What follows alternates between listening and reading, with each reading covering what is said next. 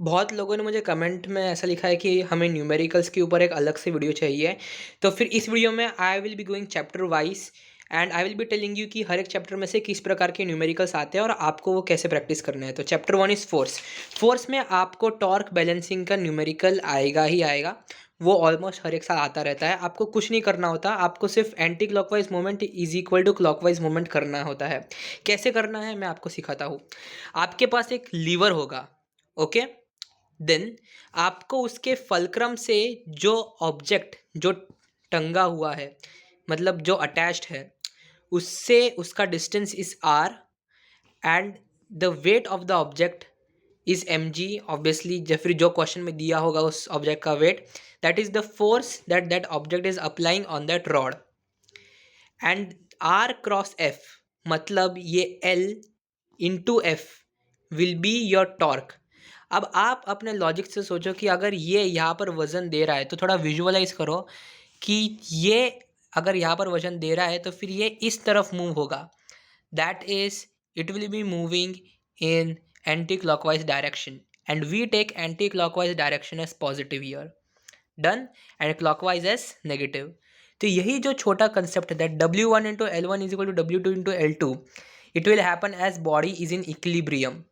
आपको ये सिंपल सा कंसेप्ट हर एक में लगा देना है and just remember that anti clockwise motion is always positive, clockwise motion is always negative. ये सेम टू सेम जो चीज़ें हैं वो आपको क्लास 11th में भी बहुत काम आएगी। तो अगर आप आईसीएसई में अगर ये 10th स्टैंडर्ड में आप सीख जाते हो तो फिर आपको दिक्कत नहीं होगी इतनी 11th ग्रेड में। अब देखो, लीवर बेस्ड क्वेश्चन मैंने लिखे हुए हैं, वो आप 3 क्वेश्चन देख लेना, बिकॉज ये 3 प्रकार के ही क्वेश्चन आएंगे, डन।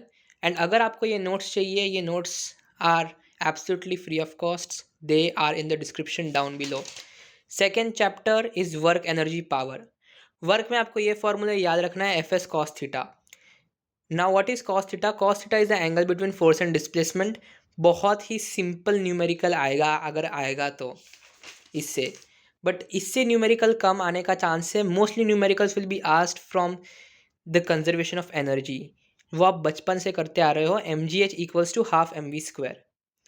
अब उससे आप अलग अलग रिलेशन भी निकाल सकते हो using the 3 equations of motion, v equals u plus a t, s equals u t plus half a t square, v square equals u square plus 2as। Okay, derivation of potential energy भी पूछा गया है as a P Y Q. P square equals 2mk and work energy theorem is work is basically the change in kinetic energy. ये आपको याद रखना है। जितनी मैंने चीज़ें बोली है अभी तक, सिर्फ आप उतना भी करके जाओगे तो भी आपके सारे के सारे न्यूमेरिकल्स बनते जाएंगे हर एक चैप्टर में से। कुछ नहीं करना होता, एनर्जी कंजर्व करनी होती है। पेंडुलम के मोस्टली क्वेश्चन आता है, इसलिए इस नोट्स में जितने भी मैंने क्वेश्चन दे रखे हैं, एंड गिन के एक चैप्टर में 10 से ज़्यादा क्वेश्चन नहीं है, वो आप देख लेना, right. Power equals work upon time. अब वर्क को आप लिख सकते हो force into displacement upon time, right, because work is what, force into displacement. अभी कॉस थीटा हमने नहीं लिखा, बिकॉज कॉस थीटा का हम लोग जो थीटा है वो ज़ीरो मान के चल रहे हैं, बिकॉज कॉस ज़ीरो इज़ 1, वो एक ही डायरेक्शन में लग रहा है, right. F into S upon T, S upon T displacement upon time becomes velocity, force into velocity is equal to power. 1 horse power equals to 746 watt. ये छोटी छोटी चीज़ें जो आपको याद रखनी है। मशीन्स मशीन्स में से जो क्वेश्चन बनते हैं वो 2 प्रकार के बनते हैं, लीवर एंड पुली। लीवर के क्वेश्चन सिंपल है, टॉर्क बैलेंस करना होता है, कुछ नहीं करना होता, जो आपने पहले कर चुका है, जो आप पहले कर चुके हो in the chapter force.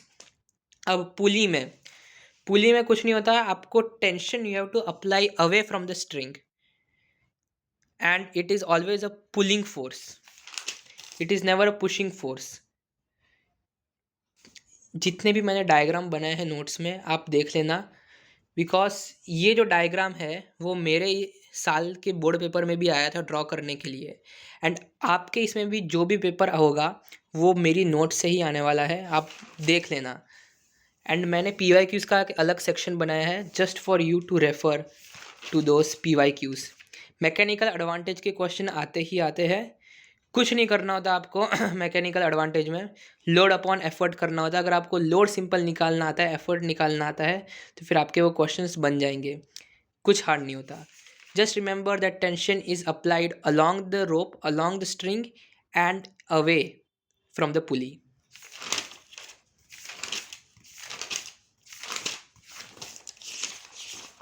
Then we have light. Light में आपको जो न्यूमेरिकल आएंगे that will be of refractive index. Refractive index के न्यूमेरिकल बहुत सिंपल होते हैं, जैसा कि आप देख सकते हो। आपको हर एक चीज़ की जो स्पीड है वो आपको विथ रिस्पेक्ट टू एयर निकालनी होती है उसमें, वो तो सिंपल डिवाइड करके आ जाएगा। And v equals to F lambda, this is derived from speed is equal to distance upon time. Same चीज़ है अगर आप देखो तो, राइट। v इक्वल स्पीड और f is basically 1/t, lambda is distance, तो speed is equal to distance upon time हो गया ना। वही होगा इस चैप्टर में, इतने न्यूमेरिकल्स नहीं बन सकते। एंड उसके बाद जो स्पेक्ट्रम चैप्टर है वो तो पूरा का पूरा आपका एकदम रट्टू चैप्टर है, जिसमें आपको रट्टा ही मारना पड़ेगा सारी की सारी चीज़ें। लेंस में न्यूमेरिकल बनते हैं, और कहाँ से बनते हैं वो मैं आपको बोलता हूँ। That is images by convex lens. अब इमेजेस बाय कॉन्वेक्स लेंस मैंने कैसे याद किया था, आप भी वैसे ही याद करना। You have to visualize what, कि कैसे कैसे जैसे नज़दीक आ रहा है एरो, वैसे कैसे उसकी इमेज फॉर्म होती जा रही है। ऐसे इमेज देख के विजुअलाइज नहीं होगा। So I will be putting a link of video in the description, जहाँ पर आप देख सकते हो कि कैसे एरो जैसे जैसे नज़दीक आता है उस हिसाब से कैसे इमेज चेंज होती जाती है उसकी। So make sure to watch that video for a better visualization, तो फिर आपको हर एक केस ये रट्टा ना मारना पड़े। 1/v minus 1/u equals 1/f। अगर आप इतना भी फॉर्मूला रट्टा मार के जाते हो तो फिर आपका न्यूमेरिकल बनना पक्का है। अब इसमें ध्यान क्या रखना है, anything up and right is positive, anything down and left is negative. Lens formula है, पूछा जाता है।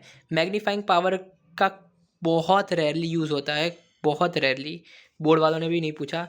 लीनियर मैग्नीफिकेशन तो भी पूछ सकता है, दैट इज़ v/u।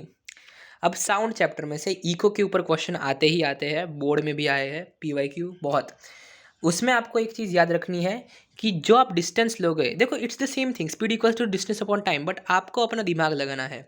जब आप किसी चीज़ पर अपनी आवाज़ भेजते हो, आप पहला जो आपका शॉट होता है that is from your point two the हिल। अब वहाँ तक d डिस्टेंस कवर किया साउंड वेव ने। अब वो साउंड वेव आप पर वापस भी आएगी ना, तो d plus d 2d distance वो कवर हो जाता है। Therefore time is equal to 2d upon v। That is the only thing which you have to remember in this. And echo के बहुत बनते हैं न्यूमेरिकल्स, ऑलमोस्ट हर एक साल आता ही आता है इको का। Let's come to calorimetry. Calorimetry का न्यूमेरिकल तो भाई 3 से 4 मार्क का हर एक साल आता है, तो आप सीख जाओ। एंड अगर आपने इधर सीख ली है तो फिर आपको जो थर्मल प्रॉपर्टीज़ करके जो नेक्स्ट ईयर चैप्टर आएगा, या फिर कैलोरीमेट्री का जो चैप्टर आएगा 11th में, उसमें कुछ दिक्कत नहीं होने वाली। सिंपल सा कंसेप्ट होता है कैलोरीमेट्री में, that is heat gain equals heat loss. एक जो आपका सब्सटेंस होता है वो हीट गेन करता है, और दूसरा सब्सटेंस हीट लॉस करता है। अब हीट लॉस कौन सा चीज़ करेगा, जिसका टेम्परेचर ऑलरेडी ज़्यादा है वो चीज़ हीट लॉस करेगी, और हीट गेन कौन सी चीज़ करेगी, जिसका टेम्परेचर जो कम है वो हीट गेन करेगी। ऑब्वियस, एकदम ऑब्वियस बात है, कुछ इसमें मैंने बहुत हार्ड चीज़ नहीं बोली। अब उसकी इक्वेशन कैसे लिखते हैं, आपको Q equals MC delta T ये फॉर्मूला याद रखना है, जिस दर Q हीट है, M मास है, C स्पेसिफिक हीट कैपेसिटी। मतलब 1 डिग्री सेंटीग्रेड का चेंज लाने के लिए आपको कितनी हीट उसे देनी पड़ेगी। Delta T means temperature change वो सब्सटेंस में कितना हुआ। अब 10 gram of water at 80 degree centigrade is mix with 50 gram of copper at 10 degree centigrade, find temperature of mixture. अब यहाँ पर जो हमारा वाटर है और कॉपर है, ये हमारे पास दो सब्सटेंसेस है। अब इसमें से हीट लॉस कौन करेगा, 80 डिग्री पर कौन है, पानी है। पानी का टेम्परेचर कॉपर से ज़्यादा है, तो पानी हीट लॉस करेगा, डन। हीट गेन कौन करेगा, कॉपर, क्योंकि कॉपर का टेम्परेचर कम है। अब Q equals MC delta T मुझे डायरेक्टली पुट कर देना है, मेरा आंसर मिल जाएगा उससे। M कितना है, 10 ग्राम। C हमारा 1 कैलोरी पर ग्राम हम लोग लेकर चलते हैं वाटर में। 1 कैलोरी इज़ 4.2 जूल। आपको जिसमें करना है आप कर सकते हो, बट मोस्टली जूल्स में होता है इन 10th ICSE। 11th में जब आप जाओगे तब आप सब कुछ कैलोरी में कर रहे होंगे, बट 1 कैलोरी इक्वल्स 4.2 जूल, ये आपको बेसिक इन्फॉर्मेशन मालूम होनी चाहिए। And when you will solve it you will get 10 into 4.2 into delta T is equal to 50 into 10 into delta T. अब मेरी बात ध्यान से सुनो, अगर कोई भी चीज़ लॉस कर रही है टेम्परेचर, तो उसका एक इनिशियल टेम्परेचर होगा माइनस जो फाइनल टेम्परेचर टी बन रहा होगा। दोनों सब्सटेंसेस एक कांस्टेंट टेम्परेचर पर रुक जाएंगे जहाँ पर दोनों का टेम्परेचर सेम होगा। तो जो चीज़ ठंडी हो रही है उसका टेम्परेचर घटा, जो चीज़ गर्म हो रही है उसका टेम्परेचर बढ़ा। तो यही चीज़ का आपको मैथमेटिकली एक बार लिख लेना है, that is M1C1 T1 minus T. ये जो लास्ट टी है it is the temperature at which the equilibrium was attend, मतलब यहाँ पर आपका जो रिएक्शन है वो स्टॉप हो गया। M2C2 T minus T2। अब क्योंकि यहाँ पर हीट गेन हुआ तो T2 जो ओरिजिनल हीट थी और T मतलब जो गेन्ड हीट, जो न्यू जो फाइनल टेम्परेचर है that is T, and T1 being the initial temperature of the substance 1 and T2 being the initial temperature of substance 2।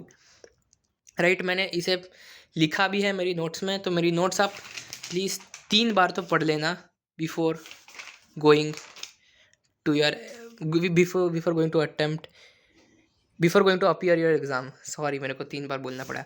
Anyways, latent heat मतलब क्या होता है, Q इक्वल्स ml। अब कोई भी चीज़ जब अपना स्टेट कन्वर्ट करती है तो उसका आप कन्वर्जन mc डेल्टा टी से नहीं लिखते।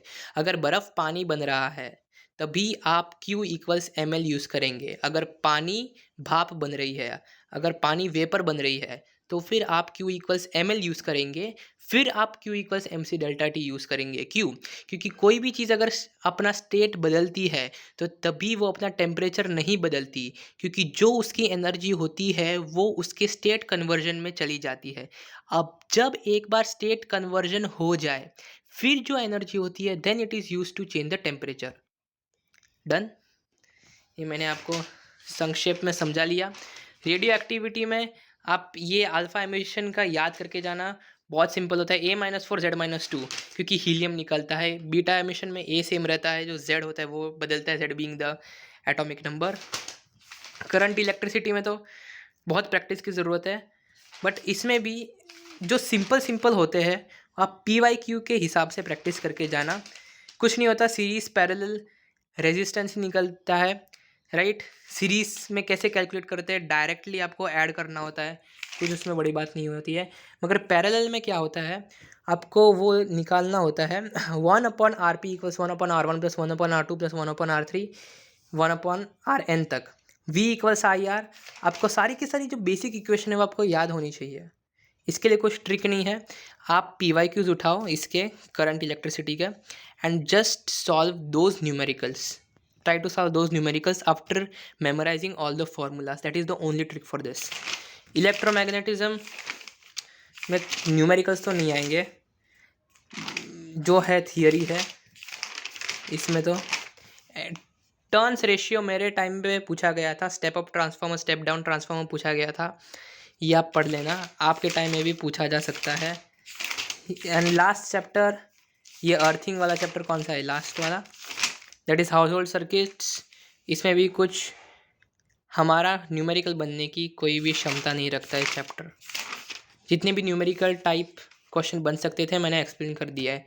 आपका क्या होता है, अभी आपका काम होता है मेरी नोट्स को पढ़ना and just to solve the PYQs now. Okay, bye bye.